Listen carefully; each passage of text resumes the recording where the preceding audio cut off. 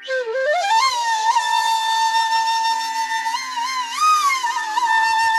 को लास्ट तक देखें एंड चैनल को सब्सक्राइब एंड लाइक वीडियो को। चलो वीडियो को शुरू करते हैं। बुद्धि का खेल।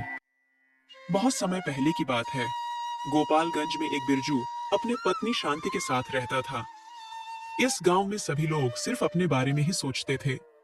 बिरजू बहुत ही गरीब आदमी था, लेकिन बिरजू के पास एक अनमोल वस्तु थी, जो कि उसका बुद्धि था। बिरजू बहुत ही तेज और दयालु इंसान था। अरे भैया, आप ऐसे मत बोलो।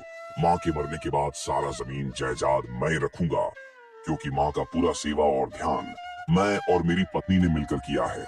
इसीलिए जमीन जायदाद पर सिर्फ मेरा हक है। अगर आप फिर से जिद करोगे तो पत्थर चलाकर मार दूंगा। हाँ।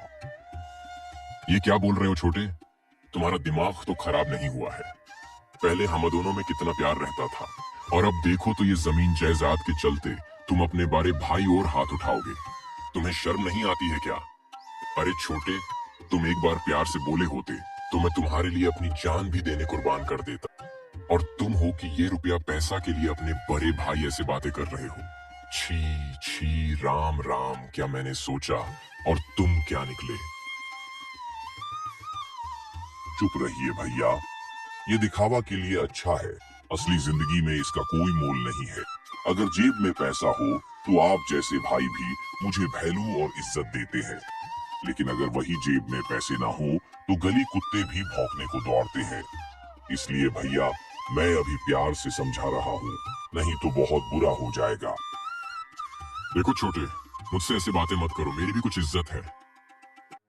दोनों भाई आपस में लड़ रहे थे। तभी हल्ला सुनकर वहां बिरजू आ जाता है और कहता है, अरे भाई, तुम दोनों आपस इतना क्यों लड़ रहे हो? क्या हुआ?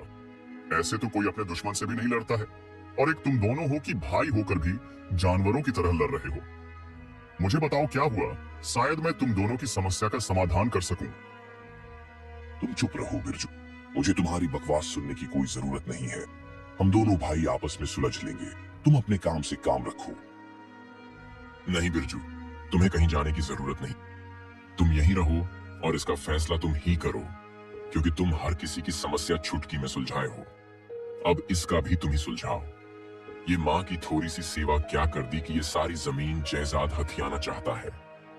ये चाहता है कि हम घर से बाहर चले जाएं, और ये खानदानी जितना जमीन जायदाद है वो सारा ये रखे। ये तो बिरजू सरासर नाइंसाफी है। अगर ये सब ले लेगा तो मैं कहां जाऊंगा? हाँ संजय भैया, आप सही बोल रहे हो। अगर आपको कुछ नहीं मिलेगा तो आप कहां रहोगे? देखो मुन्ना, तुम गलत कर रहे हो। आखिर ये तुम्हारे बड़े भाई है ना, और बड़े भाई हमेशा पिता समान होते हैं, और तुम इन्हें ही घर से बाहर निकालना चाहते हो। ऐसा मत करो। एक बार तुम फिर से सोचो। तुम किसी पराये औरत की थोड़ी ना सेवा किए हो। वो तो तुम्हारी अपनी माँ है ना, और माँ बाप की सेवा करना अच्छी बात है। इसका फल तुम्हें भगवान जरूर देंगे, और अगर तुम ऐसा करोगे तो सेवा करने का फायदा क्या हुआ? एक तरफ तुम पुण्य किए और दूसरी तरफ तुम अपने भाई को घर से बेदखल करके पाप करोगे, तो पुण्य की जगह तुम्हें नर्क में भी जगह नहीं मिलेगा। हाँ बिरजू भैया, आप सही बोल रहे। भैया मुझे माफ कर दीजिए, मैं ये भूल गया था कि आप एक दिन मेरे लिए बहुत कुछ किए हो। मेरे लिए आप एक दिन दूसरों के गोदाम में भी काम किए हो। अनजाने में मैं अपनी पत्नी की बातों में आ गया था और आपको घर से बेदखल करने लगा। लेकिन भैया आप चिंता मत कीजिए, अब मुझे समझ आ गया है कि अब घर में कौन रहेगा और घर से कौन बाहर जाएगा। चलो भैया, अब मैं उस कमीनी को नहीं छोड़ूंगा। वो ही हम दोनों भाइयों में फुट डाली है, अब उसका खैर नहीं। अरे नहीं मुन्ना, तुम ऐसा मत करो। तुम्हें अपनी गलती का समझ आ गया। मेरे लिए इतना ही काफी है। अगर सुबह का भुला शाम को घर आए तो उसे भुला नहीं कहते हैं। और हाँ, तुम्हारा बहुत बहुत धन्यवाद बिरजू। आज तुम्हारी वजह से मेरा भाई मुझसे दूर होने से बच गया। ऐसे ही तुम हर किसी की मदद करते रहना, भगवान तुम्हें जरूर चूस रखेंगे। बिरजू की सूझबूझ से आज दो भाई अलग होने से बच गए। बिरजू बहुत ही तेज बुद्धि का था। बिरजू बिना सोचे हर किसी का ऐसे ही मदद करता था।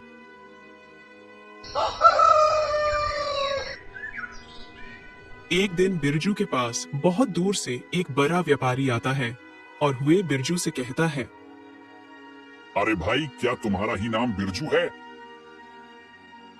हाँ साहब, मेरा ही नाम बिरजू है। क्या बात है साहब, आप बहुत परेशान लग रहे। क्या आपको मुझसे कोई काम है? हाँ बिरजू, मुझे तुमसे बहुत जरूरी काम है। मैंने सुना है कि तुम बहुत तेज और चालाक हो, तो क्या तुम मेरी मदद करोगे? देखो बिरजू, अगर तुमने मेरा ये समस्या का समाधान कर दिए तो मैं तुम्हें 15 सोने का सिक्का दूंगा। क्या तुम्हें ये शर्त मंजूर है? देखिए साहब, मैं पैसों के लिए तो किसी की मदद नहीं करता, लेकिन इस बार मेरी घर की स्थिति कुछ खराब चल रही है। अगर आप प्यार से दे रहे हैं तो मैं उसे ना नहीं कहूंगा। ठीक है साहब, आप अपनी समस्या बताइए, मैं उसे सुलझाने की कोशिश करूंगा। ठीक है बिरजू, मैं एक बहुत बड़ा दूध का व्यापारी हूँ और साथ साथ जमींदार भी हूँ। आज से 4 साल पहले की बात है, जब मेरा बेटा मेरे साथ रहता था तब मेरा धंधा बहुत ही अच्छा चलता था, लेकिन जब से वो बिजनेस के सिलसिले में बाहर गया है तब से मेरा धंधा बहुत खराब चल रहा है। अब मुझे समझ नहीं आ रहा है कि अब मैं क्या करूं। बेटा भी अब नहीं सुनता है, कहता है कि पिताजी अब मैं शहर में ही रहूंगा। अब तुम ही बताओ कि मैं क्या करूं जिससे मेरा धंधा पहले जैसा चलने लगे। इतना बिरजू सेठ की बात सुनता है, तब उसे ये समझ आता है कि सेठ बहुत ही आलसी और आरामदायक इंसान है। बिरजू अपना दिमाग लगाता है और सेठ से कहता है, देखिए सेठ जी, धंधा में आपके बेटे की कोई गलती नहीं है, बस आप समझ नहीं रहे हैं। अगर आपको अपना धंधा फिर से ऊंचा करना है तो मैं जो जो कहूंगा आप उसे 4 दिन तक फॉलो कीजिएगा और 5वां दिन आप मुझसे भेंट कीजिए। उसके बाद आप खुद कहेंगे कि सारा गलती किसका है। अब आप ध्यान से मेरी बात सुनिए। रोज सुबह 5 बजे उठकर अपने गौशाला में जाइएगा और उसके बाद अपने खेतों में, और तब आपको पता चलेगा कि मांजरा क्या है। ठीक है बिरजू, मैं तुम्हारी बात को ध्यान रखते हुए सुबह 5 बजे उठकर देखूंगा। ठीक है बिरजू, ये लो 5 सोने के सिक्के, बाकी के मैं तुम्हें अगले दिन दूंगा। सेठ ने बिरजू को 5 सोने का सिक्का देता है और अपने घर जाने लगता है। रास्ते में सेठ सोच रहा था कि बिरजू ने उसे सुबह उठने को क्यों कह रहा था। सेठ बहुत आलसी था, उसे यह बात खटक रही थी कि वो कभी सुबह नहीं उठा है और अब उसे 5 दिनों तब सुबह ही उठना है। अब देखते हैं कि सेठ सुबह उठ पाता है या नहीं।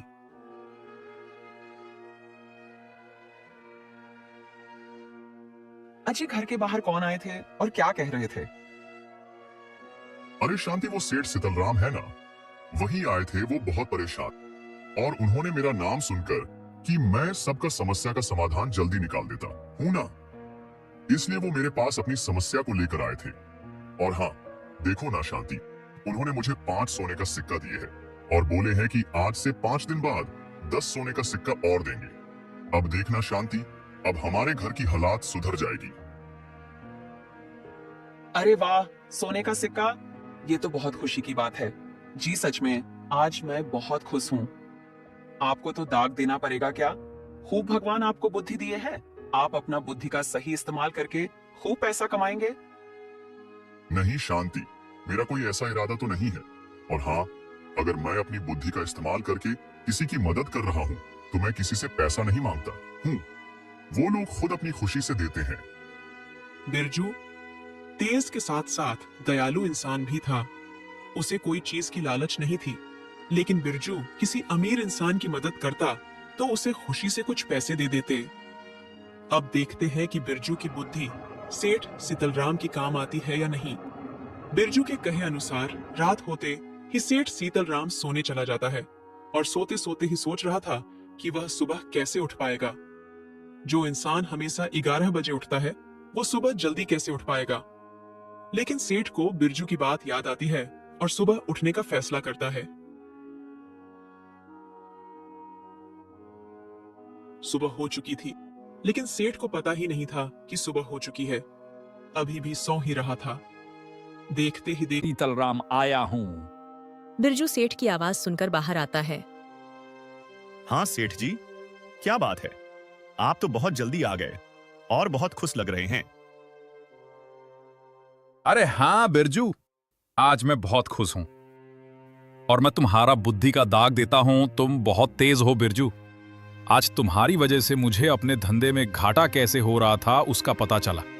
और जो मैंने तुमसे वादा किया था 10 सोने के सिक्के देने का, तो ये लो, इस सोने के सिक्के पर सिर्फ और सिर्फ तुम्हारा हक है। आपका बहुत बहुत धन्यवाद सेठ जी। शायद आपको पता नहीं है कि आप मुझे सोने के सिक्के दे के मुझ पर आप कितना बड़ा उपकार कर रहे हैं। मेरे घर की कुछ महीनों से स्थिति बहुत खराब चल रही थी, और जब आप पहले मुझे 5 सोने के सिक्के दी तब से मेरा घर अच्छे चल रहा है, और अब तो आपने फिर से 10 सिक्के दे दी। सच में आप मेरे लिए भगवान से कम नहीं है। अरे बिरजू, ये तो कुछ नहीं है। पता नहीं इस गांव में कितने लोग समस्या से जूझ रहे होंगे। अगर तुम उन सब की मदद करोगे तब तुम और पैसा कमाओगे। भगवान तुम्हें इतना अच्छा बुद्धि दिए है कि तुम अमीर बन सकते हो, बस तुम्हें इसे सही जगह इस्तेमाल करने की जरूरत है। अरे बिरजू, क्यों ना तुम एक दुकान खोल लेते हो, और उस दुकान का नाम रहेगा बुद्धि का दुकान। देखो बिरजू, तुम चिंता मत करो, दुकान का सारा खर्चा मैं दूंगा। ठीक है साहब, अगर आप दुकान का खर्चा देने के लिए तैयार हैं तो मैं भी तैयार हूं। लेकिन सेठ जी, मेरी एक शर्त है। अगर बुद्धि का दुकान मैं खोलूंगा और वहां पर जितने लोग अपनी समस्या लेकर आएंगे उनकी तो मदद मैं करूंगा ही, साथ में गरीब और बेसहाय लोगों की भी मदद। देखिए सेठ जी, मैंने आपकी ये बात मानी है। मुझे पूरा यकीन है कि आप ये मेरी भी बात जरूर मानेंगे। ठीक है बिरजू, तुम्हारी जैसी मर्जी। लेकिन हां, इससे तुम्हारी कमाई में घाटा होगा। फिर तुम मुझे मत बोलना कि सेठ जी पैसे कम मिल रहे हैं। बिरजू ने सेठ से हाँ कह देता है और बुद्धि की दुकान खोलने को मान जाता है। कुछ ही दिनों में बिरजू ने एक दुकान खोल लेता है और उस दुकान के ऊपर लिखवाता है बुद्धि की दुकान। बिरजू ने ये वादा किया था कि किसी से पैसे ना मांगने का। धीरे धीरे लोगों को पता चलती है कि बिरजू ने बुद्धि की दुकान खोली है। लोग जुटने लगते हैं, कुछ अमीर आते तो कुछ गरीब। बिरजू ने अमीर के साथ साथ गरीब बेसहाय लोगों की भी मदद करता है और उनसे 1 रुपए भी नहीं लेता है।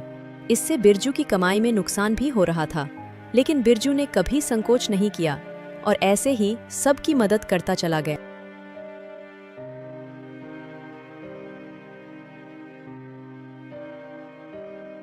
एक दिन वही सेठ बिरजू के दुकान पर आते हैं और दूर से ही देखते हैं कि दुकान पर भीड़ लगी हुई थी। सेठ बहुत खुश होते हैं और बिरजू के पास जाते हैं। क्या बिरजू, कैसा हाल चाल है तुम्हारा? सब थिया ना बिरजू? अब तो तुम्हारा दुकान चल उठा। हाँ सेठ जी, दुकान तो काफी अच्छा चल रहा है, लेकिन सेठ जी ये सब आप ही का तो देन है ना। अगर आप ना होते तो शायद ये दुकान भी नहीं होती। आप इन गरीबों का मसीहा बन के आए हैं सेठ जी। अब देखना, मैं धीरे धीरे पूरे गांव की समस्या को जड़ से खत्म कर दूंगा, क्योंकि भगवान पर मुझे पूरा भरोसा है कि अभी जैसे वो हमारी मदद कर रहे हैं आगे भी करेंगे। अरे नहीं बिरजू, मैं तो एक जरिया हूं। करने वाला तो ऊपर वाले हैं जो तुम्हारे बीच मुझे भेज दिए। और तुम भी कम नहीं हो। अगर तुम्हारे पास बुद्धि का भंडार नहीं होता तो क्या ये बुद्धि का दुकान चलता? भगवान भी उसी का मदद करते हैं जो दूसरों का मदद करता है। बिरजू भी बहुत दयालु इंसान था। बिरजू हमसा गरीब और बेसहाय लोगों की मदद करता था, इसीलिए भगवान ने उसे बुद्धि का भंडार ही दे दिए। तो दोस्तों, इस कहानी से हम ये सीखे कि हमें भी दूसरों की मदद करना चाहिए और गरीबों को अपना पेट काटकर उसका पेट भरना चाहिए, ताकि अगले जन्म में या इसी जन्म में भगवान हमें भी भर भर के बुद्धि या रुपया पैसा दे, ताकि हम भी गरीबों की मदद कर सकें। धन्यवाद।